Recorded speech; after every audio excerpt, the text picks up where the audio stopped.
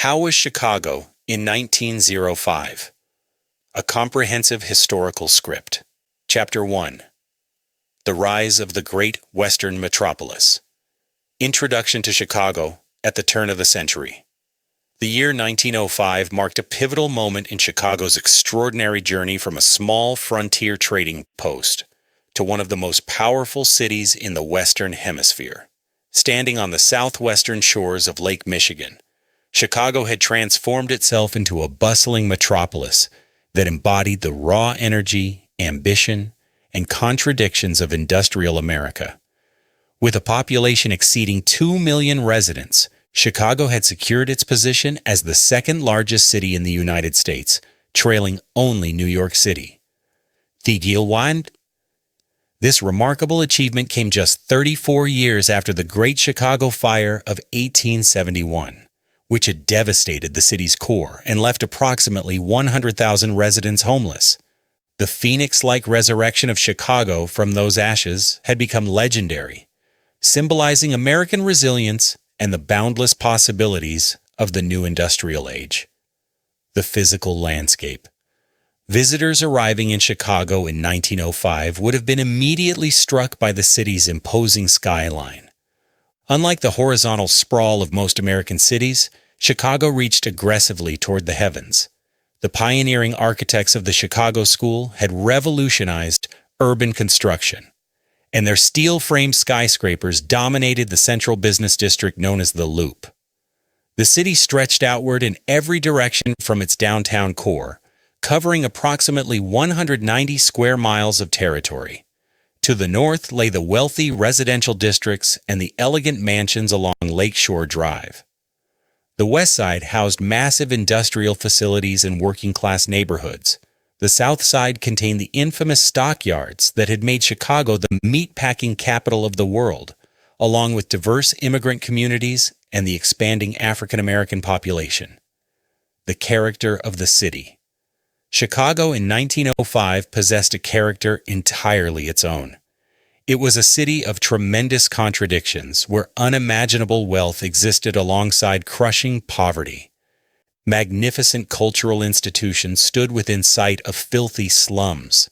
Progressive reform movements organized in the same streets where corrupt political machines operated with impunity. The city moved at a frantic pace that visitors found both exhilarating and exhausting. Horse-drawn carriages competed for space with electric streetcars and the occasional automobile. Elevated trains roared overhead on the Loop's iron tracks, carrying workers to and from their jobs. The streets teemed with humanity speaking dozens of languages, representing virtually every nation on Earth.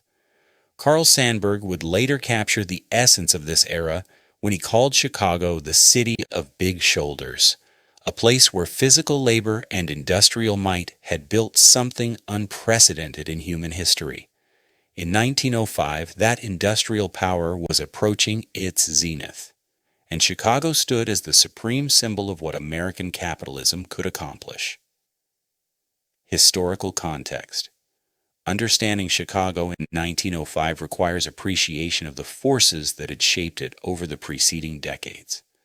The city's strategic location at the junction of waterways and railroad lines had made it the natural hub of continental commerce.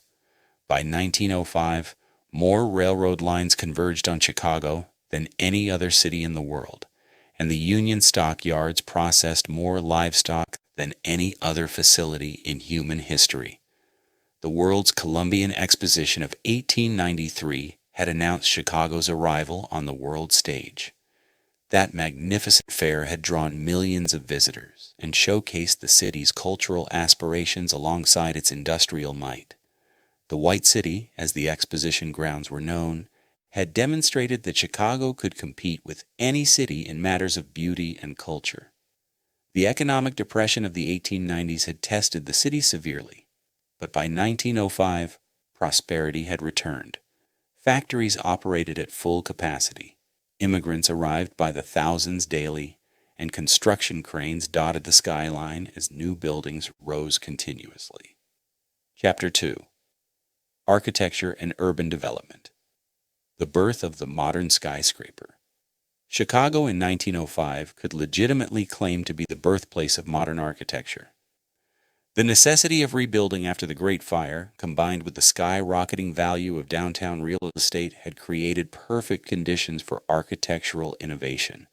Local architects had responded by developing the steel frame construction technique that made true skyscrapers possible. The home insurance building, completed in 1885, is generally considered the world's first skyscraper, and it stood as a testament to Chicago's innovative spirit. By 1905, the downtown area contained dozens of buildings that would have seemed impossible just a generation earlier. The Masonic Temple, completed in 1892, rose 22 stories and remained one of the tallest buildings in the world. The Chicago School of Architecture. The architects who created these revolutionary structures formed what became known as the Chicago School. Their leader was Louis Sullivan, whose philosophy that form follows function would influence architecture for the next century. Sullivan's buildings combined engineering innovation with artistic ornamentation, featuring intricate decorative elements that brought beauty to functional commercial structures. Daniel Burnham stood as another giant of Chicago architecture.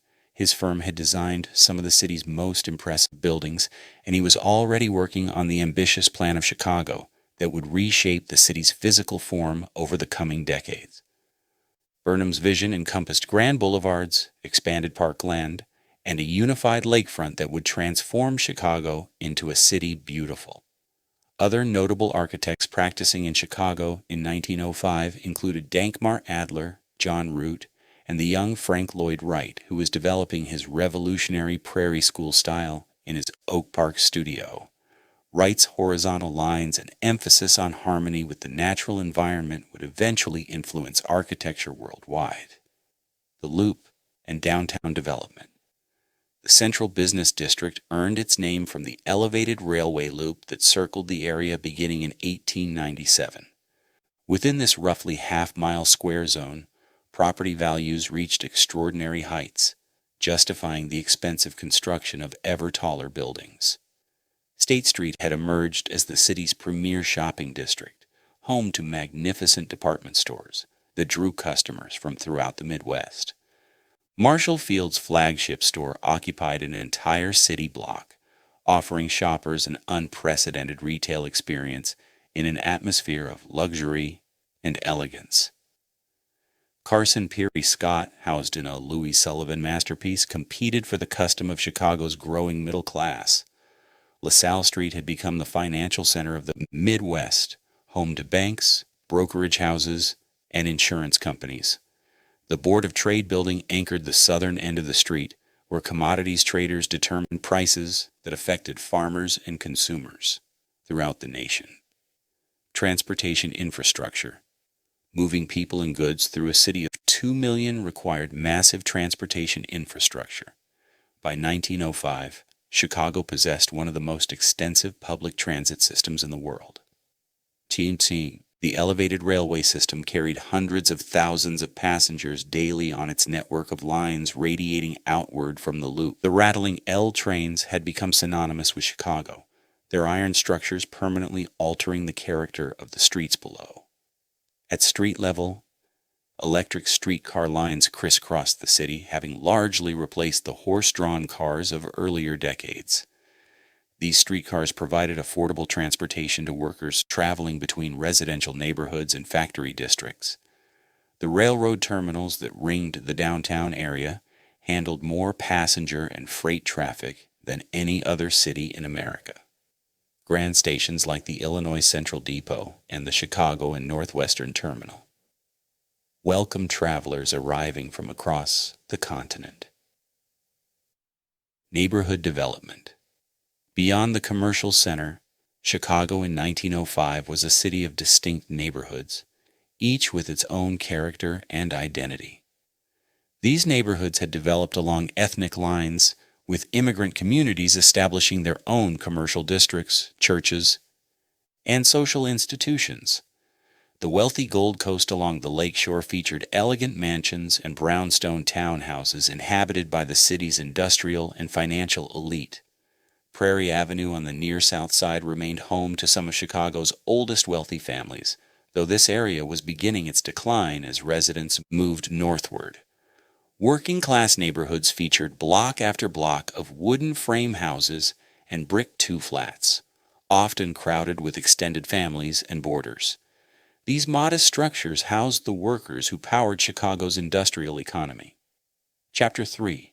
Industry and Economic Power. The Union Stockyards.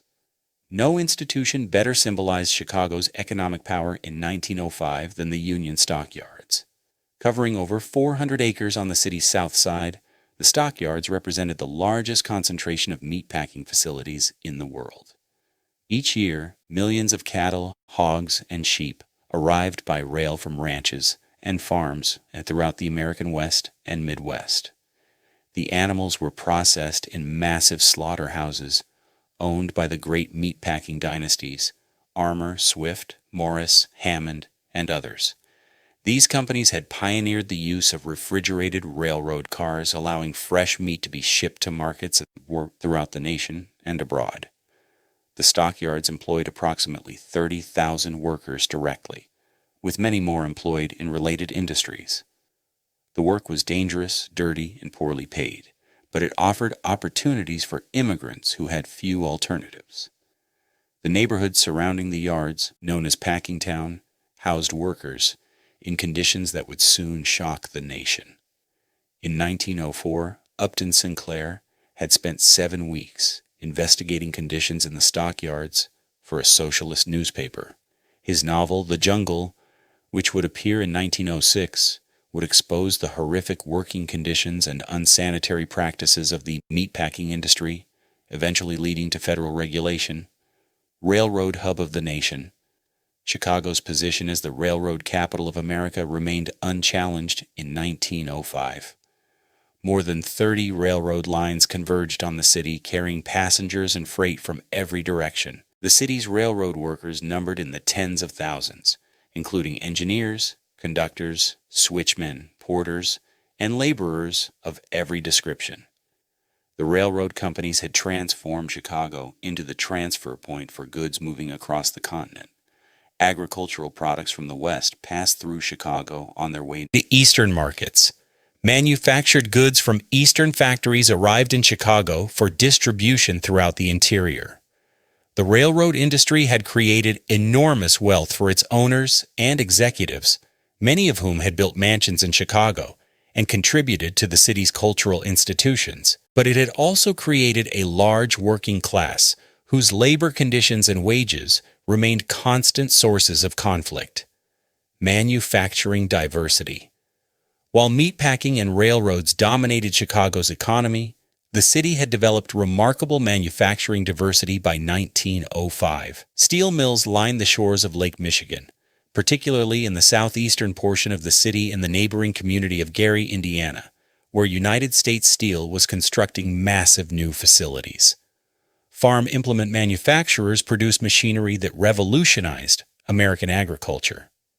McCormick Harvesting Machine Company, later part of International Harvester, had grown from Cyrus McCormick's original reaper factory into one of the largest manufacturing concerns in the nation. Furniture factories, printing plants, and clothing manufacturers employed thousands of workers. The Pullman Palace Car Company produced railroad sleeping cars in its company town south of the city, still recovering from the bitter strike of 1894 that had brought federal troops to Chicago. Commerce and trade. Chicago's role as a commercial center rivaled its industrial importance. The Board of Trade, founded in 1848, had become the world's largest commodities exchange, where traders bought and sold contracts for wheat, corn, oats, and other agricultural products. Wholesale houses lined the streets near the railroad terminals, distributing goods to retailers throughout the Midwest. Montgomery Ward and Sears Roebuck. What had pioneered mail-order retailing from Chicago, sending their massive catalogs to customers in every corner of the nation.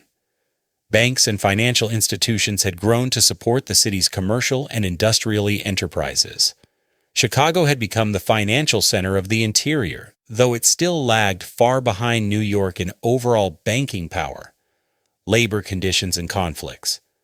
The tremendous industrial power of Chicago in 1905 rested upon the labor of hundreds of thousands of workers, many of whom toiled under dangerous conditions for meager wages. The conflict between labor and capital remained one of the defining features of the era. Working days of 10 to 12 hours were standard, with few protections for workers injured on the job. Child labor remained common, with children as young as 10 working in factories and sweatshops. Women workers faced additional exploitation, earning far less than men for similar work. The labor movement had deep roots in Chicago, dating back at least to the tragic Haymarket Affair of 1886. By 1905, various unions organized workers in different trades, though employers frequently resisted unionization through every means available. The American Federation of Labor, under the leadership of Samuel Gompers, represented skilled workers in various trades. More radical organizations, including the Socialist Party and the nascent industrial workers of the world, sought more fundamental changes to the economic system. Chapter 4: Social Life and Culture, Entertainment and Leisure. Chicago in 1905 offered an extraordinary range of entertainment options for residents of every social class. The city's theatrical district rivaled those of New York and London, with dozens of theaters presenting everything from Shakespeare to vaudeville. The legitimate theaters along Randolph Street and nearby areas staged productions featuring the greatest actors of the era. Sarah Bernhardt, Lillian Russell, and other stars regularly performed in Chicago during national tours. Local stock companies also provided steady entertainment for theater lovers.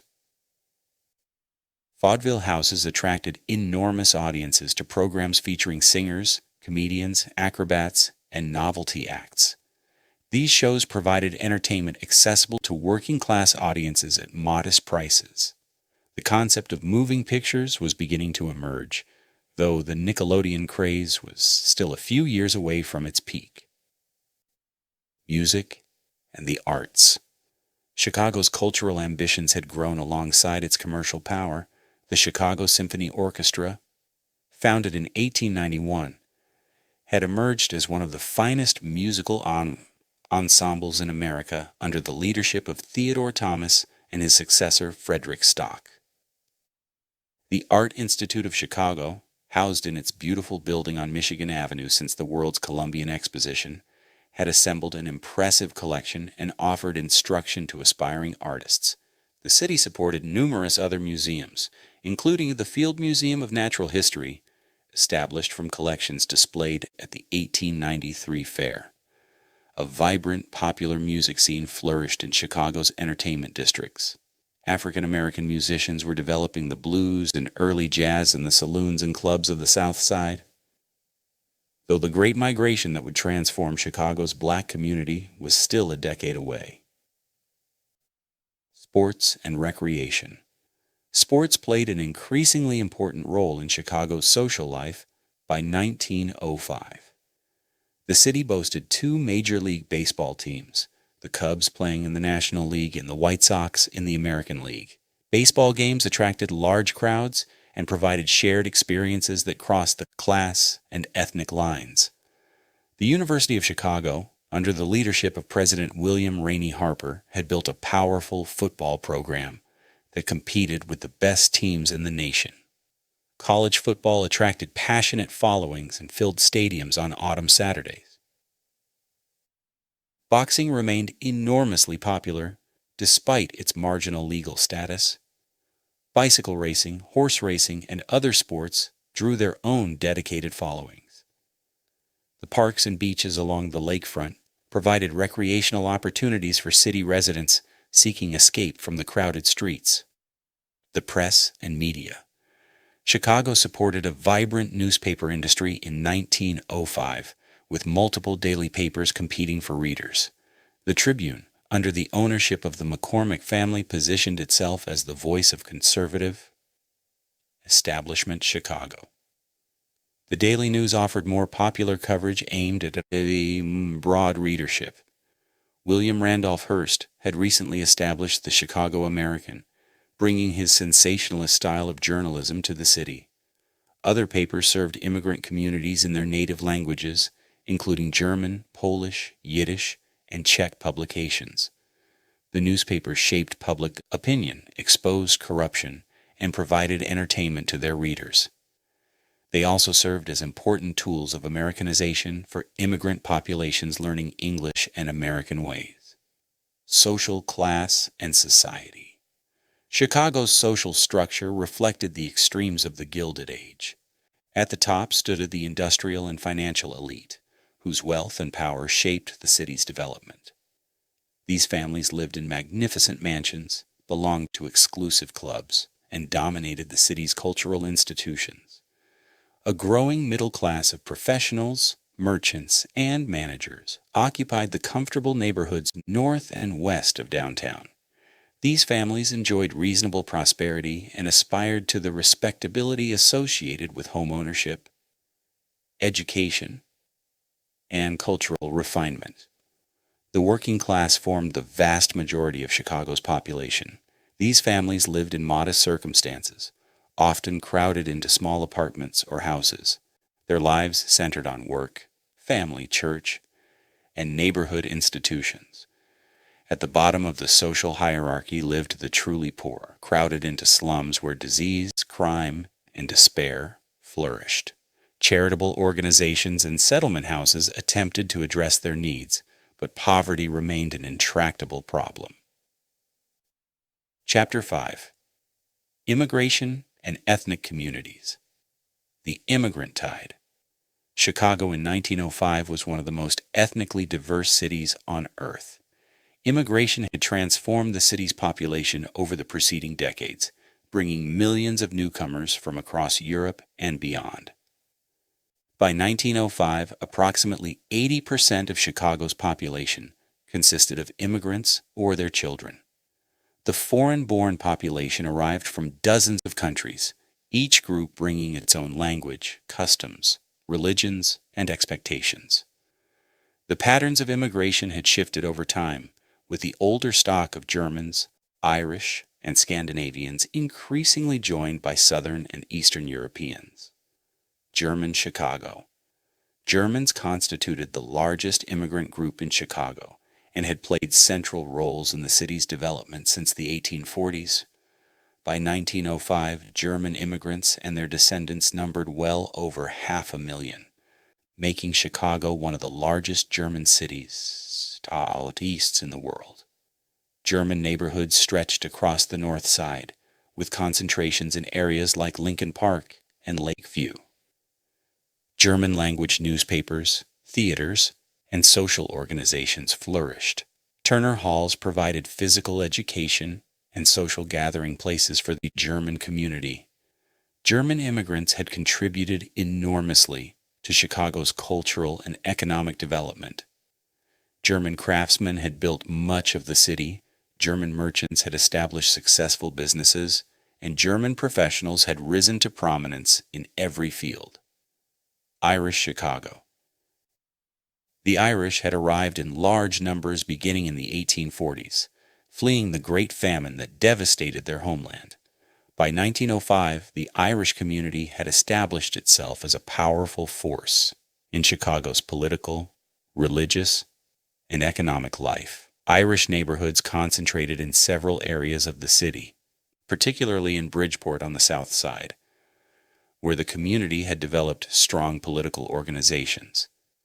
The Democratic Party machine that would dominate Chicago politics for much of the 20th century had deep roots in Irish Chicago. The Catholic Church, with its Irish-dominated hierarchy, served as a central institution for the community.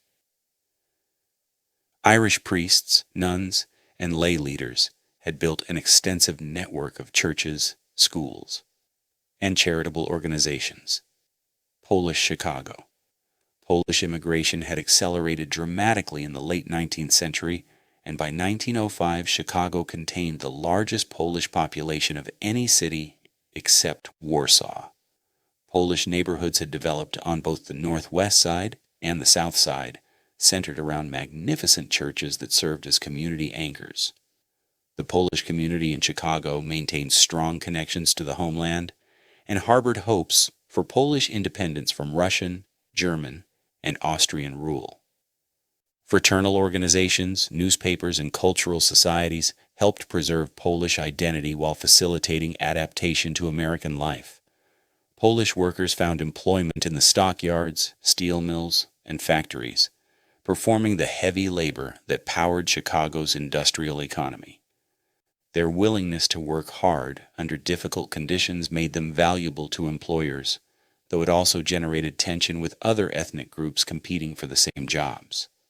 Other immigrant communities. Dozens of other ethnic groups had established footholds in Chicago by 1905. Czech immigrants had created a vibrant community centered on Pilsen and other neighborhoods. Italian immigrants were arriving in increasing numbers, settling on the near West Side and elsewhere. Jewish immigrants from the Russian Empire had established a large community on the near West Side, fleeing persecution and seeking economic opportunity. The Maxwell Street Market had become the commercial heart of Jewish Chicago, a bustling bazaar where goods of every description changed hands. Scandinavian immigrants, including Swedes, Norwegians, and Danes, had established neighborhoods on the north side. Greek immigrants were beginning to arrive in significant numbers. Smaller communities of Lithuanians, Croatians, Serbians, and other nationalities added to the ethnic mosaic. Hull House and the settlement movement. The challenges facing immigrant communities in Chicago had inspired a remarkable reform movement centered on the settlement houses. Hull House, founded by Jane Addams and Ellen Gates Starr in 1889, had become the most famous settlement house in America and a model for similar institutions nationwide. Located on Halsted Street in the heart of the immigrant West Side, Hull House provided an array of services to neighborhood residents. Educational programs taught English and American civics. Clubs and classes offered recreational and cultural opportunities. Advocacy work addressed the political and economic injustices affecting the poor. Jane Addams had emerged as one of the most influential women in America, a tireless advocate for reform who would eventually receive the Nobel Peace Prize. Her work at Hull House had demonstrated that women could exercise leadership in public life and that the problems of urban poverty could be addressed through organized effort. The African American community. Chicago's African American population remained relatively small in 1905, numbering approximately 30,000 residents. Most lived in a narrow strip on the south side, though smaller concentrations existed elsewhere. The African American community had established its own churches, businesses, and social organizations. Talented individuals like Ida B. Wells Barnett, the crusading journalist and anti-lynching activist, had made Chicago their home. The community would grow dramatically in the coming years as the Great Migration brought hundreds of thousands of Southern blacks to Chicago. Chapter 6. Challenges, Corruption, and Reform. Political corruption. Chicago politics in 1905 operated through a system of machine control that prioritized patronage and personal loyalty over good government. Aldermen traded votes for bribes, building inspectors overlooked violations for payments, and police officers protected criminals who paid for protection. The city council had earned a notorious reputation for corruption. Charles Yerkes, the streetcar magnate, had famously purchased franchises through bribes to aldermen, demonstrating the lengths to which businessmen would go to secure favorable treatment. Ward bosses controlled political life at the neighborhood level, delivering votes in exchange for jobs, favors, and assistance. These political organizations performed real services for immigrant constituents who needed help navigating American institutions, but they also enriched themselves through graft and corruption. The Levee and Vice Districts. The First Ward, encompassing the area south of downtown, contained the city's most notorious vice district, known as the Levee. Within its boundaries flourished gambling dens, saloons, and houses of prostitution operating with the protection of corrupt politicians and police. Bathhouse, John Coughlin, and Hinky Dink, Mike Kenna, the colorful alderman who controlled the First Ward, openly tolerated and protected the vice operations that enriched them. Their annual First Ward Ball brought together criminals, politicians, and prostitutes in a celebration of Chicago's tolerant approach to vice. Reform movements periodically targeted the vice districts, but political protection and public demand for the services provided ensured their survival. The relationship between politics, police, and vice represented one of the most troubling aspects of Chicago life: crime and violence. Chicago's rapid growth and ethnic diversity created conditions conducive to crime of every variety. Street gangs fought for control of neighborhoods, often along ethnic lines. Professional criminals operated sophisticated enterprises, ranging from pickpocketing to armed robbery. The police department, while containing many honest officers, also harbored corruption at every level. Police frequently worked hand in glove with criminals, providing protection in exchange for payments. Brutality towards suspects and prisoners was common, particularly when the victims were poor or immigrant. Violence pervaded many aspects of Chicago life.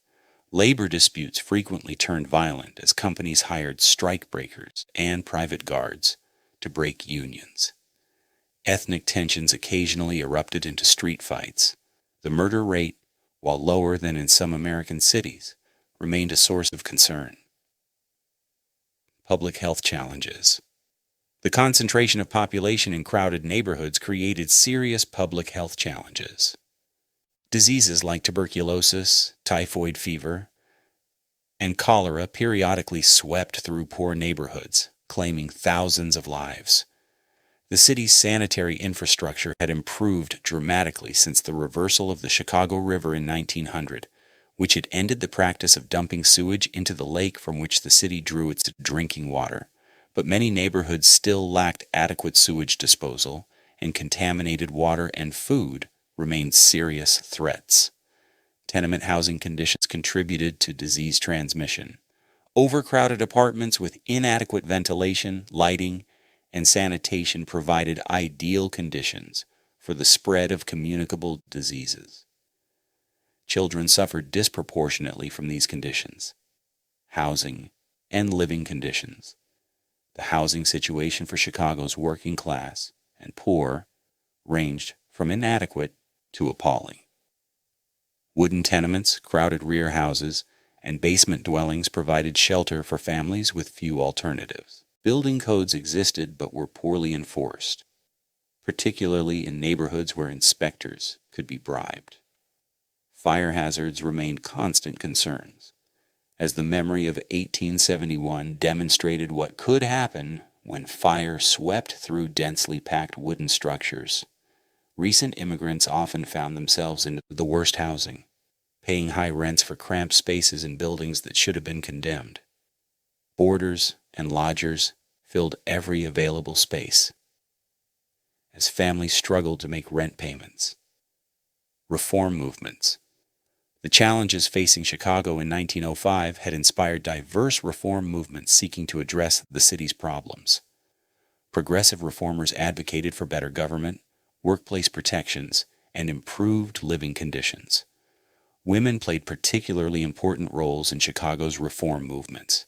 Beyond Jane Addams and Hull House, women organized for temperance, suffrage, and labor protections. The Chicago Women's Club and similar organizations advocated for various reforms, while providing respectable vehicles for women's public participation.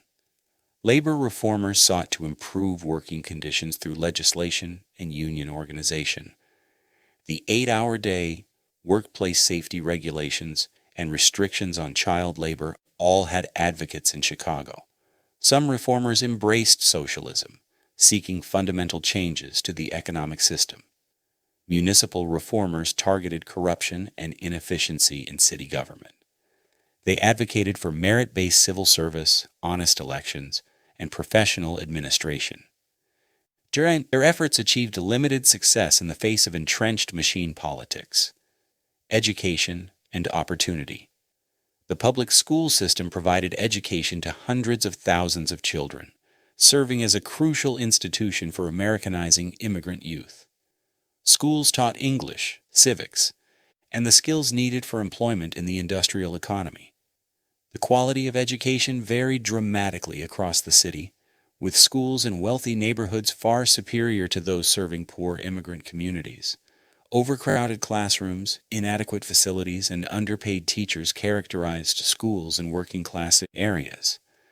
Beyond public schools, parochial schools operated by Catholic parishes educated large numbers of children. These schools combined religious instruction with academic education, preserving ethnic and religious identity while preparing students for American life. Higher education opportunities had expanded significantly. The University of Chicago, founded in 1890 with Rockefeller money, had rapidly established itself as a leading research university. Other institutions, including Northwestern University and various professional schools, provided educational opportunities for those able to access them. Conclusion. Chicago's contradictions. Chicago in 1905 embodied the contradictions of industrial America at the height of its power. The city represented both the tremendous achievements and the troubling failures of the American experiment in democracy and capitalism. The physical city, with its soaring skyscrapers and bustling streets, demonstrated what human ingenuity and ambition could accomplish. The industrial economy had created unprecedented wealth and brought opportunity to millions who had fled poverty and oppression in their homelands. But the exploitation of workers, the corruption of politics, the neglect of the poor, and the tolerance of vice revealed the dark underside of industrial capitalism. Chicago's problems demanded attention, and reformers of various stripes were mobilizing to address them. The next decades would bring significant changes to Chicago. The publication of The Jungle in 1906 would shock the nation and lead to federal regulation of the meatpacking industry. The Great Migration would transform the city's racial composition. The Plan of Chicago would reshape the city's physical form. 2 world wars would test the nation and the city. But in 1905, Chicago stood at the apex of its industrial power, a city of tremendous energy and equally tremendous challenges. Its story illuminated the American experience in all its complexity, offering lessons that remain relevant more than a century later. The city that Carl Sandburg would celebrate as the hog butcher for the world had become something unprecedented in human history. A great industrial metropolis built virtually from nothing in little more than a generation. Its successes and failures, its achievements and shortcomings, its dreams and nightmares, all contributed to the American story and the ongoing human struggle to build a better world. Epilogue. The legacy of 1905. The Chicago of 1905 left an indelible mark on American history and culture. The architectural innovations pioneered there would influence urban development worldwide. The reform movements that emerged from the city's challenges would shape progressive politics for decades. The immigrants who arrived in Chicago in 1905 would see their children and grandchildren become fully American, while maintaining connections to their ancestral heritage. The industrial economy that employed them would evolve and eventually decline, but the wealth it created would endure in the city's institutions and infrastructure. Chicago in 1905 represented a particular moment in the American experience, the peak of industrial capitalism before regulation, the height of immigration before restriction, and the beginning of reform movements that would gradually address the era's worst abuses. Understanding that moment helps us understand how America became what it is today, and reminds us that the challenges we face are not entirely new.